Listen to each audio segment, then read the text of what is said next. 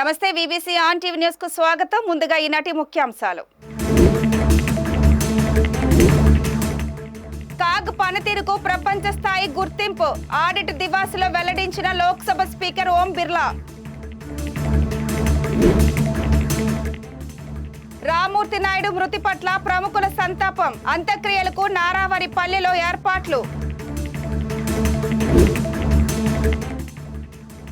సమాజ హితానికి పాత్రికేయులదే కీలక బాధ్యత, జాతీయ పత్రికా దినోత్సవ వేళ మంత్రి కందుల దుర్గేష్ ఆకాంక్ష. ప్యాసింజర్ల ఆక్యుపెన్సీలో విశాఖ ఎయిర్పోర్ట్ ఘనత, సాధారణం కంటే 70% అధికంగా నమోదు.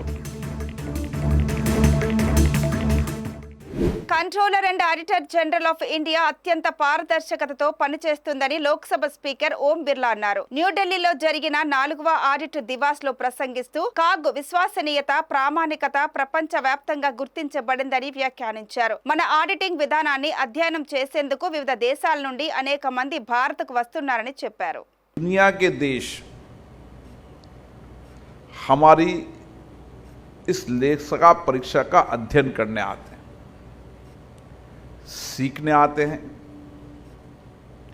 और प्रयास करते हैं कि हम भारत की लेखा परीक्षा को अपने आप अपनाएं।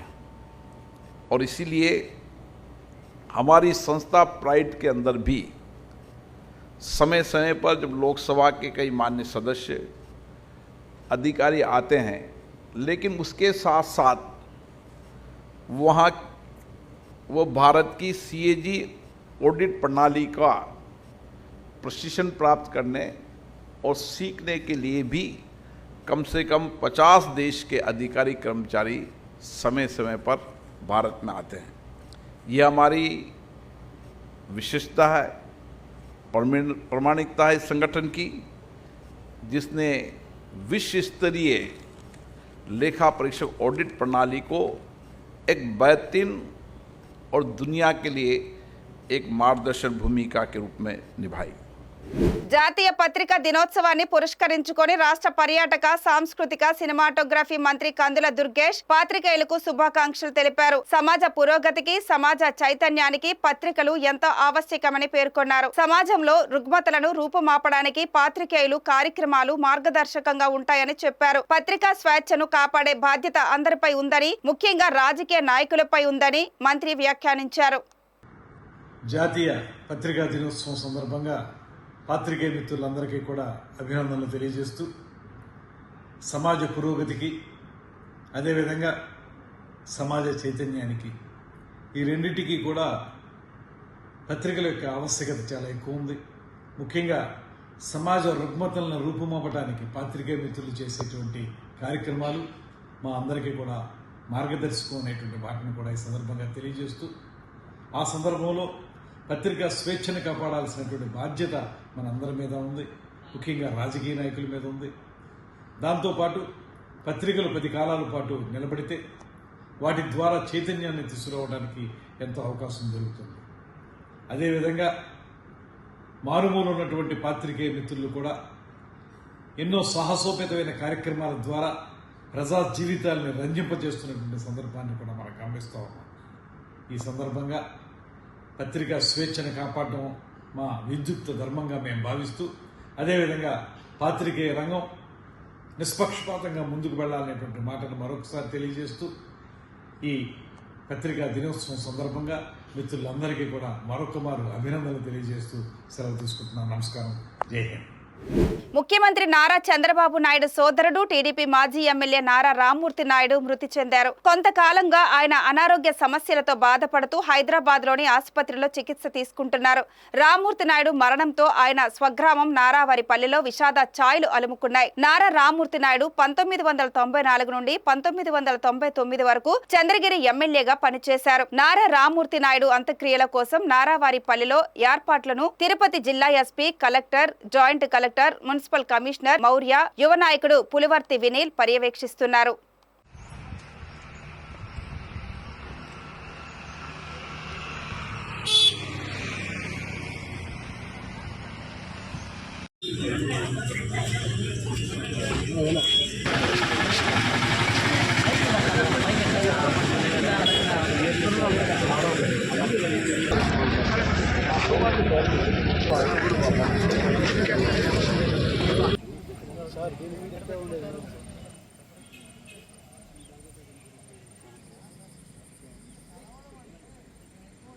జాతీయ పత్రికా దినోత్సవం సందర్భంగా ఏపీయూడబ్ల్యూజే నర్సీపట్నం ప్రెస్ క్లబ్ ఆధ్వర్యంలో స్థానిక ఏరియా ఆసుపత్రిలో సుమారు 200 మంది ఇన్ పేషెంట్లకు Narsipatnam DSP Mohan Rao, town CI Govindarao, rural CI Revathamma చేతుల మీదుగా పండ్లు పంపిణీ చేశారు. ఈ సందర్భంగా డీఎస్పీ మోహన్ రావు నిర్భయంగా, నిస్వార్థంగా నిజాన్ని తెలియజేస్తూ ప్రజల గళాన్ని తమ కలంతో వినిపిస్తున్న వారు పత్రికా విలేకరులని పేర్కొంటూ జర్నలిస్టులకు జాతీయ పత్రికా దినోత్సవ శుభాకాంక్షలు తెలియజేశారు.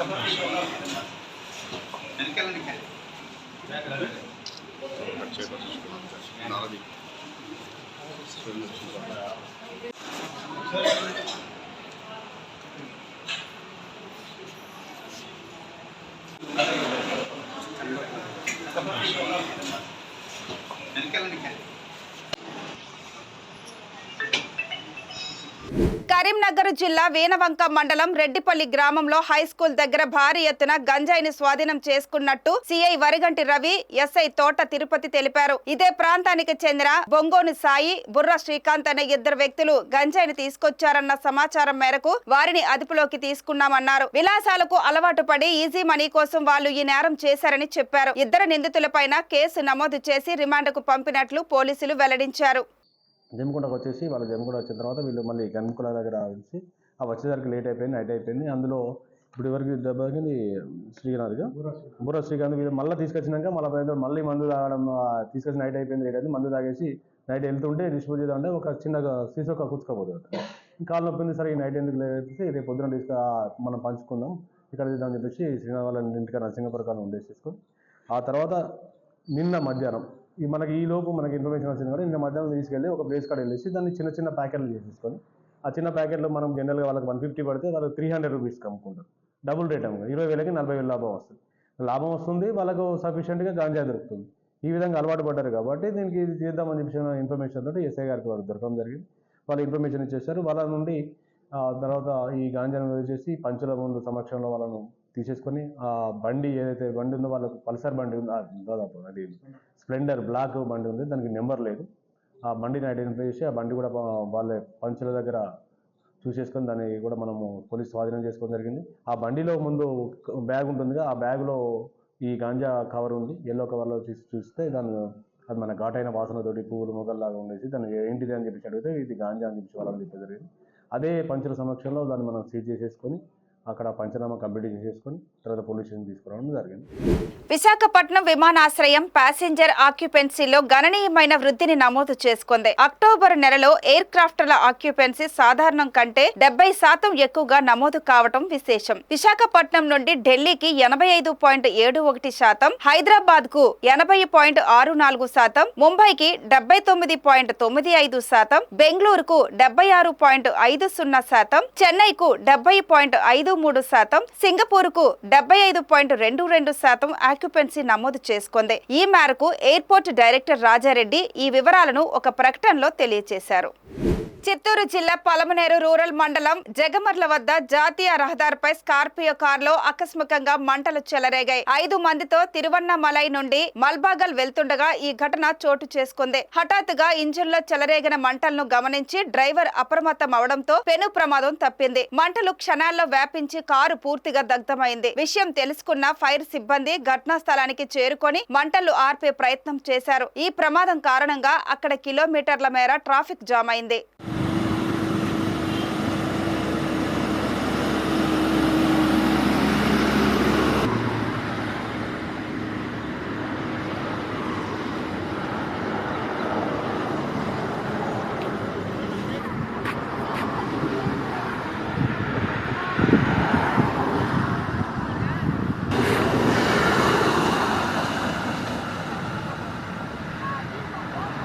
ఏం అవసరం.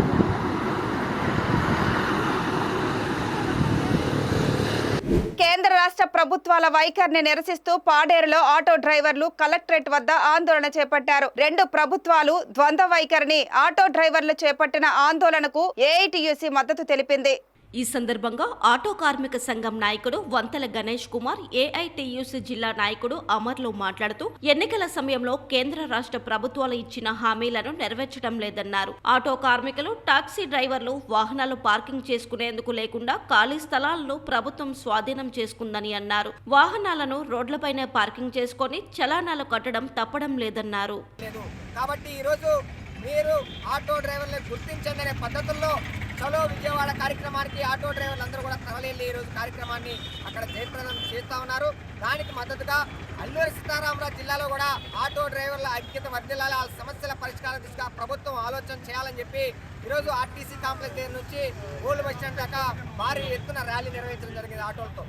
నేను చెప్పేది ఏమంటే ఏఐటీసీగా మీరు ఇచ్చినటువంటి హామీ ఎన్నికలకు ముందు ఆటో డ్రైవర్లకి పిఎఫ్, ఈఎస్ఐతో కూడిన సంక్షేమ బోర్డు ఏర్పాటు చేయాలని డిమాండ్ చేస్తే మేము ఖచ్చితంగా చేస్తామనే పద్ధతిలో ఆలోచన చేశారు. కాబట్టి సంక్షేమ బోర్డు తక్షణమే ఆటో డ్రైవర్లకి ఏర్పాటు చేయాలి, ఆటో అండ్ మోటార్ డ్రైవర్లకి ఏర్పాటు చేయాలి. అలానే పెంచిన ఇంజిన్ ఆయిల్, అలానే స్పేర్ పార్ట్ ధరలు తక్షణమే తగ్గించాలి. థర్డ్ పార్టీ ఇన్సూరెన్స్ 30% తగ్గించాలి. అలానే ప్రమాదంలో చనిపోయినటువంటి ఆటో డ్రైవర్లకి 10 లక్షల రూపాయలు కేటాయించాలి. అనారోగ్యంతో చనిపోతే వాళ్ళకి 5 లక్షల రూపాయలు కేటాయించాలి. అలానే ఆటో డ్రైవర్లకి పిల్లలకి స్కాలర్షిప్స్ కూడా రాష్ట్ర ప్రభుత్వం మంజూరు చేయాలని చెప్పి మేము డిమాండ్ చేస్తూ ఉన్నాం. సెస్, వ్యాట్ కూడా తగ్గించి పూర్తిగా రద్దు చేయాలని చెప్పి మేము ఏఐటీసీగా డిమాండ్ చేస్తూ ఉన్నాం. అలానే రాష్ట్రంలో పెంచిన పెట్రోల్, డీజిల్ ధరలు వెంటనే జీఎస్టీలో తీసుకొచ్చి ఆటో డ్రైవర్ల జీవన ఉపాధికి రాష్ట్ర ప్రభుత్వం, కేంద్ర ప్రభుత్వం ఆలోచన చేయాలని చెప్పి డిమాండ్ చేస్తూ ఉన్నాం. మా డిమాండ్స్ పరిష్కారం చేయకపోతే కనుక దశల వారీగా ఈ 4 ఏళ్ల కాలంలో పెద్ద ఎత్తున ఆటో డ్రైవర్లు, మోటార్ డ్రైవర్లు అందరూ యూనియన్ వాళ్ళందరినీ కూడా పెద్ద ఎత్తున ఐక్యం చేసుకుని ఉద్యమాలు నిర్వహిస్తామని చెప్తున్నాం. ప్రధానంగా అల్లూరి సీతారామరాజు జిల్లా విషయానికి వచ్చినప్పుడు పాడేరులో దాదాపు 10-15 స్టాండ్లు ఉన్నాయి. 10-15 రూట్ల నుంచి వచ్చినటువంటి ఆటో డ్రైవర్లు అందరూ కూడా ఎక్కడ పెట్టుకోవాలి ఆటో అని తెలియని పరిస్థితిలో ఉన్నారు. ఒకవైపు పోలీసు వాళ్ళు, ఆర్టీఓ అధికారులు పెద్ద ఎత్తున వాళ్ళ మీద పెనాల్టీలు వేస్తా ఉన్నారు. పెనాల్టీలు వేసేటటువంటి 21-31 జీవోలు తక్షణమే రద్దు చేయాలని చెప్పి కూడా మేము ఏఐటీసీకి డిమాండ్ చేస్తా ఉన్నాం. అన్నవరం శ్రీ వీర వెంకట సత్యనారాయణ స్వామి దేవస్థానం ఆధ్వర్యంలో రత్నగిరి ప్రదక్షిణ కార్యక్రమం ఘనంగా జరిగింది. ఈ కార్యక్రమంలో పాల్గొన్న భక్తులకు భారతీయ ధర్మ పరిషత్ కాకినాడ జిల్లా అధ్యక్షులు, జగ్గంపేట రుచి హోటల్స్ అధినేత Palacherla Nagendra Chowdary tiffins, cool drinks, మంచినీళ్ల బాటిల్స్ గిరి ప్రదక్షిణలో పాల్గొన్న భక్తులకు ఉచితంగా అందించారు. జగ్గంపేట ఎమ్మెల్యే జ్యోతుల నెహ్రూ స్ఫూర్తితో రత్నగిరి ప్రదక్షిణ కార్యక్రమంలో పాల్గొన్న భక్తులకు టిఫిన్స్, మంచినీళ్లు, కూల్ డ్రింక్స్ అందిస్తున్నామని చెప్పారు.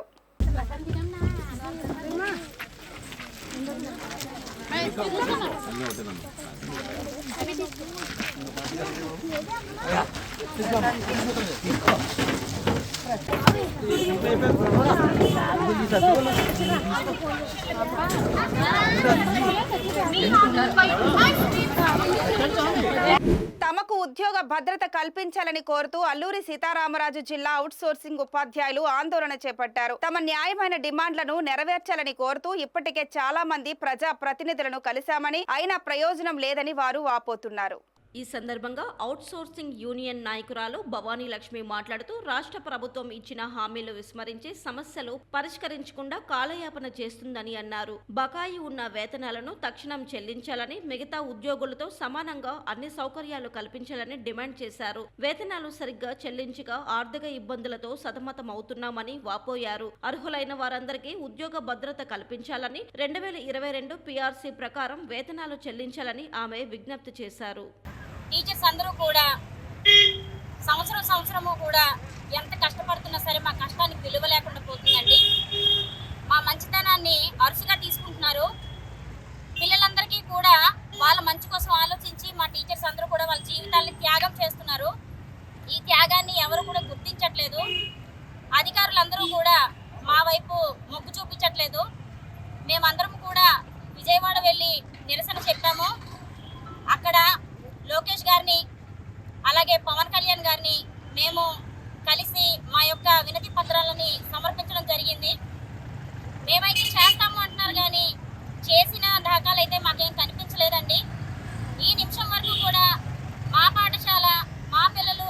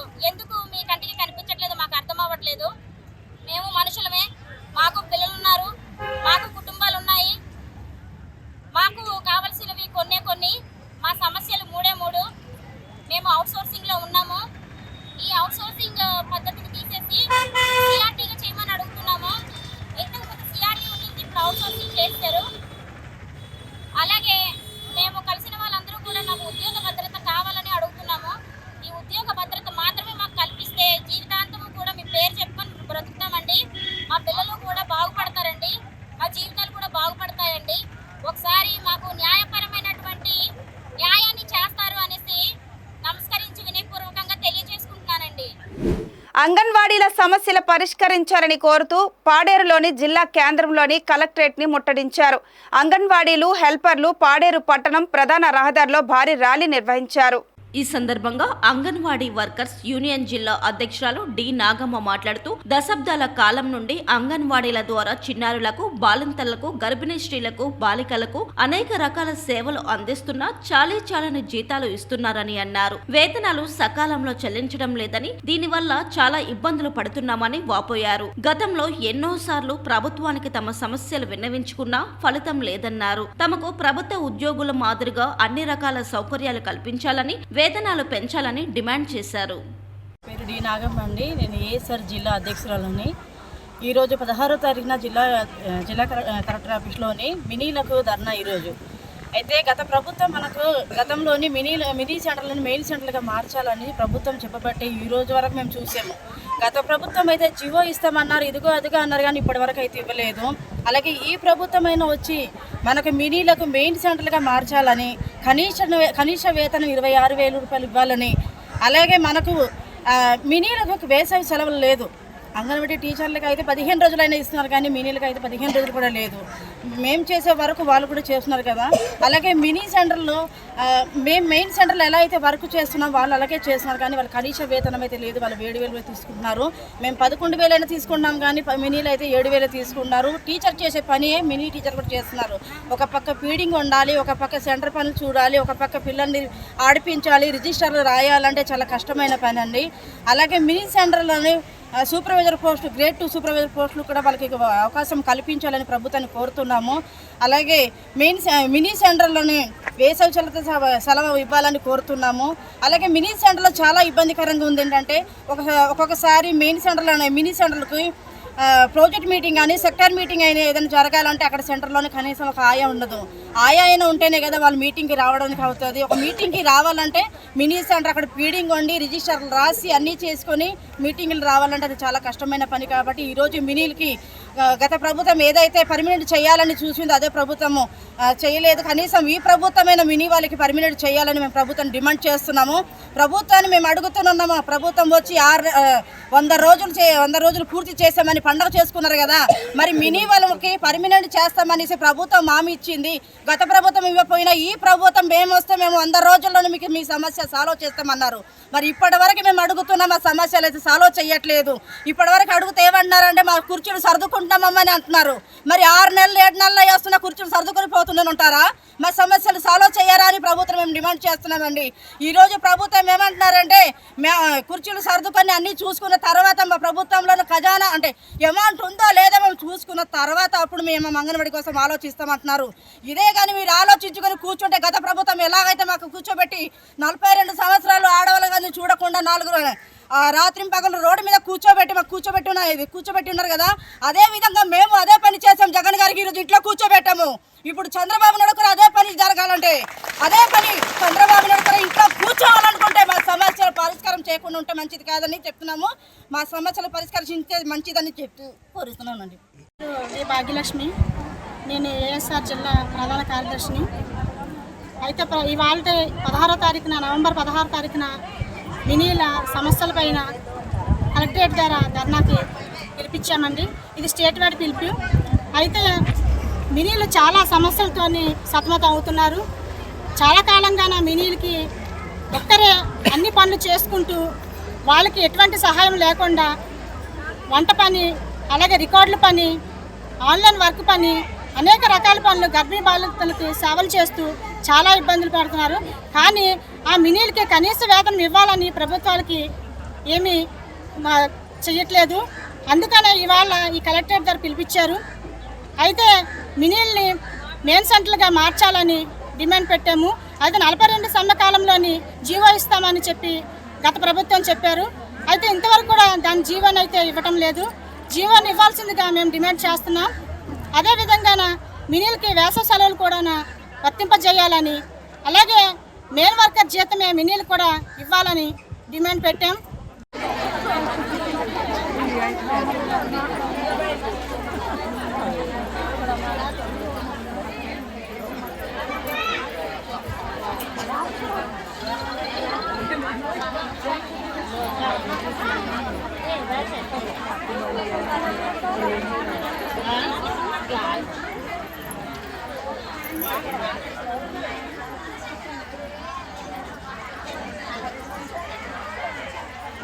ఈ వార్తలు ఇంతటితో సమాప్తం. మరిన్ని విశేషాలతో మళ్ళీ కలుద్దాం. అంతవరకు సెలవు. నమస్కారం.